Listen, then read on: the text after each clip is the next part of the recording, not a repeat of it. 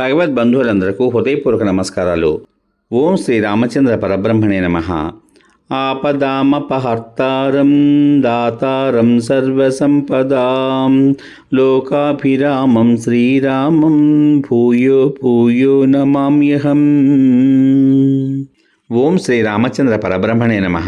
శ్రీ వాల్మీకి రామాయణం బాలకాండం 55వ సర్గయందలి గల 1వ శ్లోకం నుంచి 28వ శ్లోకం వరకు గల అన్ని శ్లోకముల యొక్క వచన భావ సారాన్ని విశ్వామిత్రుడు దివ్యాస్త్రములను ప్రయోగించుట, వశిష్ఠుడు బ్రహ్మదండమును ధరించి విశ్వామిత్రుని ఎదుర్కొనుట అనే కథగా విందాం. గౌతమ మహాముని కుమారుడైన శతానందుడు విశ్వామిత్రుని యొక్క వృత్తాంతాన్ని ఈ విధంగా కొనసాగిస్తున్నాడు. వాళ్ళంతా విశ్వామిత్రుని అస్త్రముల చేత మోహితులై చెల్లాచెదరైపోవడం చూసి వశిష్ఠుడు, ఓ కామధేనువా, యోగశక్తి చేత ఇంకనూ సృజింపుము అని ఆ ధేనువుని ప్రేరేపించాడు.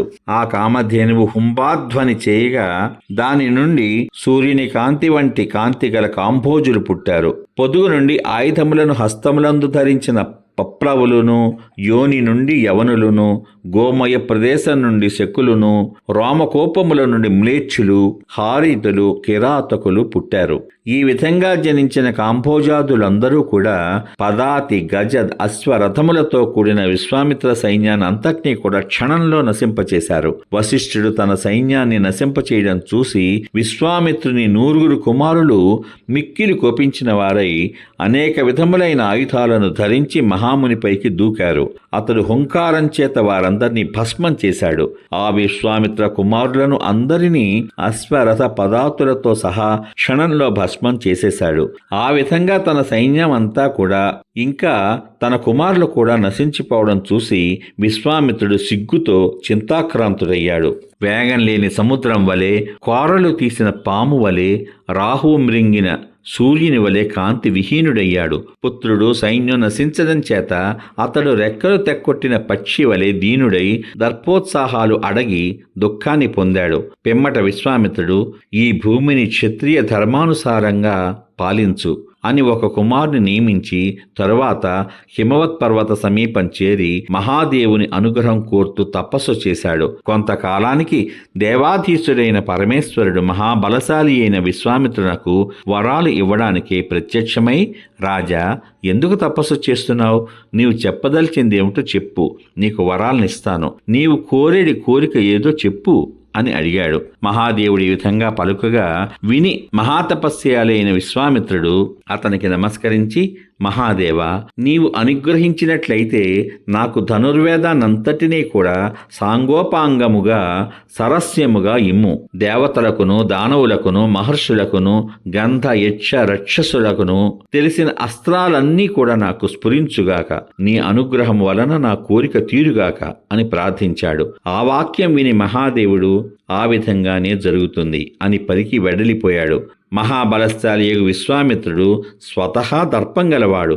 ఆ అస్త్రాలు లభించగానే అతని దర్పం ఇంకా పెరిగిపోయింది. పూర్ణిమ పర్వమునందు సముద్రం పొంగినట్లు వీర్యం చేత వృద్ధి పొందుతున్న వాడై అతడు ఇప్పుడిక ఈ వశిష్ఠుడు తప్పక నశించగలడు అని భావిస్తూ వశిష్ఠుని ఆశ్రమానికి పోయి అస్త్రాలను విడువగా ఆ అస్త్రముల తేజస్సు చేత ఆ తపోవనమంతా కూడా దగ్ధమైపోయింది.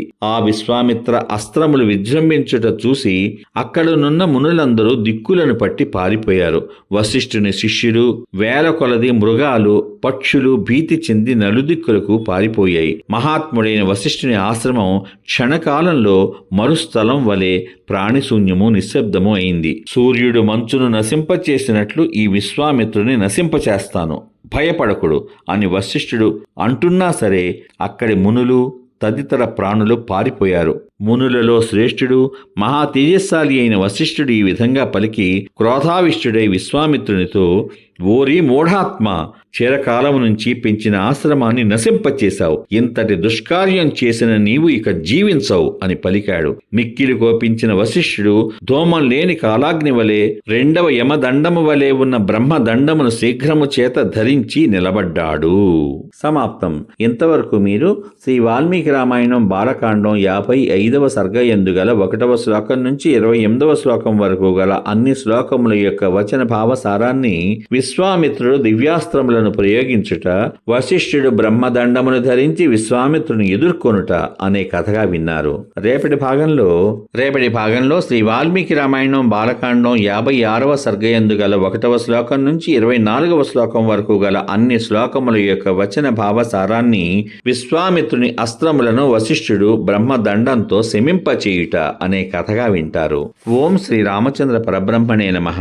ఆపదాం శ్రీరామ రామ రామేతి రమే రామే మనోరమే సహస్రనామ తత్తుల్యం రామనామ వరాననే. ఓం శ్రీ రామచంద్ర పరబ్రహ్మణే నమః. సర్వే జనా సుఖినో భవంతు. శుభమస్తు. స్వస్తి.